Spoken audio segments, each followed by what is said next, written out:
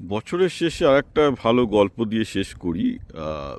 সেটা হচ্ছে এই যে একটি ছেলে আমাকে লিখেছে, খুবই সাধারণ ছেলে, শুধুমাত্র একটা অর্ডিনারি বিএ পাস। তো আজকের দিনে আপনি যদি একটা অর্ডিনারি বিএ পাস হন, আপনি 2-3 হাজার টাকার চাকরিও পাবেন না পশ্চিমবঙ্গে, কেউ নিতেই হয়তো চাইবে না কোথাও। তো ছেলেটি এইরকম, যে ছেলেটি ওই চুচুড়া চন্দননগর ওরকম একটা জায়গা থেকে এসে অবভিয়াসলি সে বিএ পাস করার পর বুঝতে পারে তার সামনে আর কোনো পথ খোলা নেই, কারণ বাবার ছোট্ট একটা দোকান, সে কী করবে। তখন সে একটা ডোমেস্টিক কল সেন্টারে চাকরি পায়, যেখানে হয়তো মানে লোকের ওই গালাগালি শুনতে হয় কল করে আর কি, মানে আপনাদের প্রোডাক্ট বেচার জন্য, কাস্টমার সাপোর্টের জন্য যারা কল করে, সে মাসে মোটে 2-3 হাজার টাকা মাইনের একটা চাকরিতে সল্টলেকের সেক্টর 5 একটা কল সেন্টারে যোগ দেয়। তো বললো যে তখন আমাকে দেখে আমার পাড় পরিবাসীরা হাসাহাসি করা শুরু করে দিয়েছিল, যে এই তো 2-3 হাজার টাকায় তো যাতায়াতের খরচ হবে না। তো যাই হোক, সে তার বাবা বলে তোর তো জীবনে আর কিছু করার নেই, দেখ এখানে যদি এই লাইনে ঢুকে কিছু করতে পারিস। ছেলেটি ঢোকে এবং ঢুকে আস্তে আস্তে কল সেন্টারে বিজনেস বোঝে, করে তার কলকাতায় বিভিন্ন লোকের সাথে যারা কল সেন্টারের সাথে জড়িত বন্ধুত্ব হয়, এবং 5-6 বছর বাদে সে তার একটা সিনিয়র দাদার সাথে, যার আরেকটু অর্থনৈতিক সম্পদ ভালো ছিল, ইংলিশ আর একটু বেটার ছিল, তার সাথে ইন্ডিপেন্ডেন্ট কল সেন্টারের বিজনেস, ডোমেস্টিক কল সেন্টারের বিজনেস তারা চালু করে দুজনে মিলে। এবং আস্তে আস্তে সেই বিজনেস বড় হয়, কলকাতার অফিস থেকে তারা ব্যাঙ্গালুরু অফিস তৈরি করে, আস্তে আস্তে প্রচুর ক্লায়েন্ট তৈরি হতে থাকে, এবং সে মাসে এখন 10 লাখ টাকার বেশি, বছরে 10 লাখ টাকার বেশি ইনকাম করে। তো ভাবুন, একটা বিএ পাস করা ছেলে জাস্ট বিকজ সে একটা লাইনে ঢুকে গেছিলো, লাইনে ঢুকে সে শিকারি হান্টার ছিল, চোখ কান খোলা ছিল, ফলে সে কিন্তু নিজের পায়ে দাঁড়িয়ে গেছিলো। যারা বলেন যে পশ্চিমবঙ্গ ভারতে সুযোগ নেই, তারা ভুল বলেন। আমি আবার বলছি, আমি বিগত 15 বছরে ভারতে প্রচুর বিজনেসম্যানের সাথে কথা বলেছি, আমার সব ফ্রেন্ড হয়, ব্যবসার কারণে হোক, সোশ্যাল কারণে হোক, সবার একটাই প্রবলেম, কাজের ঠিকঠাক লোক নেই। কাজের ঠিকঠাক লোক হলে তারা ভালো পয়সা দিতে সবসময় রাজি আছেন, ঠিক আছে, কিন্তু অধিকাংশ লোকজনই সরকারি চাকরি 7-8 বছর নষ্ট করবে, কোনো স্কিল শিখবে না। তো তাদেরকে দিয়ে কী কাজে লাগানো যাবে? ওর তো কাজ হয় না, না কোনো একটা প্রাইভেট ইন্ডাস্ট্রিতে কাজ করতে গেলে তো তাকে সে লাইনের কাজটা শিখতে হবে, এটাই বারবার করে বলে আসছে। তো যাই হোক, লিভ অ্যাসাইড, এই ছেলেটির অন্য সমস্যা হচ্ছে। তো সে লিগ্যাল ব্যাপার স্যাপার বিশেষ কিছু জানতো না। তো সে কোম্পানিটা যখন তার বন্ধুর সাথে তৈরি করেছে, তার কত পার্সেন্ট শেয়ার আছে, লিগ্যাল কী স্ট্রাকচার, সেখানে তার ফাইন্যান্সিয়াল রাইট কী, এইগুলো সে কিছুই ঠিক করেনি।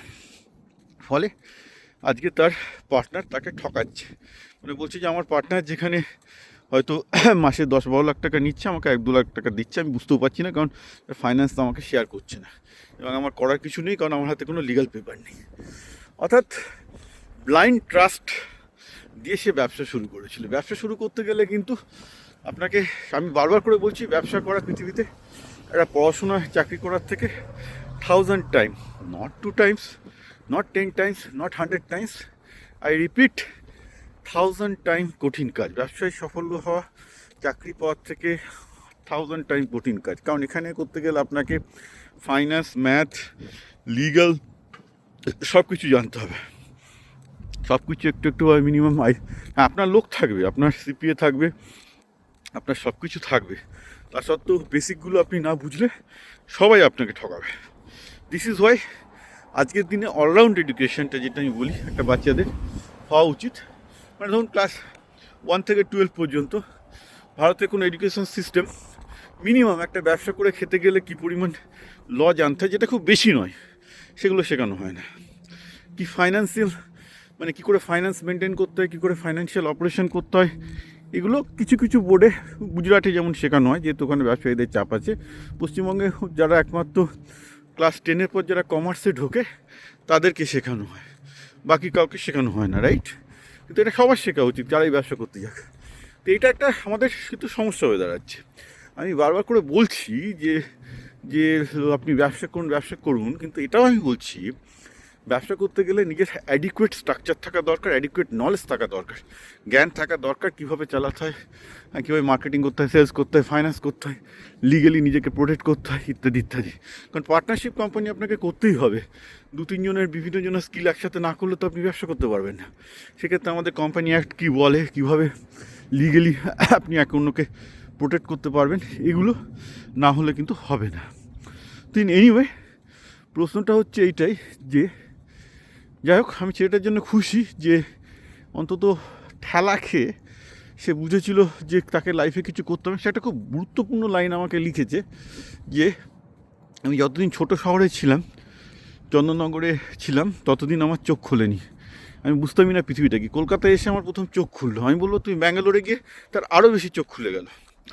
এই জন্য হলো ইকোসিস্টেমটা খুব ইম্পর্ট্যান্ট।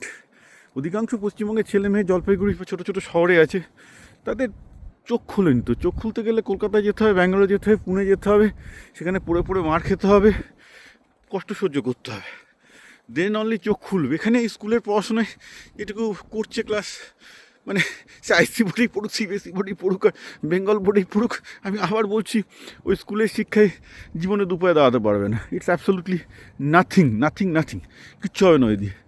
তোমাদেরকে চোখ খোলার জন্য প্র্যাকটিক্যাল বিজনেসে নামতে হবে। এই যে আমি যে রাস্তা দিয়ে হেঁটে যাচ্ছি, আমি যখন সামারে ভিডিও করব দেখবে শনি রবিবারে ছেলে পেলে দাঁড়িয়ে আছে, বাচ্চারা এখানে বাড়ির সামনে এসে এত সুন্দর সুন্দর বাড়ি, প্রতিটা বাড়ির দাম 5-10 কোটি টাকার ওপরে, তাদের ছেলে মেয়েরাও বসে বসে জিনিসপত্র বেচছে। কারণ তাদের বাবা মা চাই একদম ছোটোবেলা থেকে ছেলে পেয়েদের কিছু বিজনেস স্কিল, সেলস করার স্কিল তৈরি হোক। কারণ আমেরিকা একটা ক্যাপিটালিস্ট সোসাইটি, এখানে বোঝে যে ব্যবসাতেই যাও, চাকরিতেই যাও, সবার সেলসের স্কিল দরকার, যেটা পশ্চিমবঙ্গে একদম অ্যাবসেন্ট।